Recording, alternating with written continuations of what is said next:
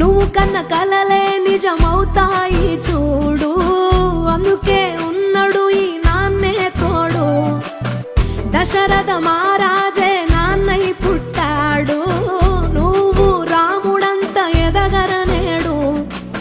చరితలు ఎన్నడు చూడని మమతల గూడే వీధిరో, సంపద అంటే ఏదో కాదురో, ఇంతకు మించి అది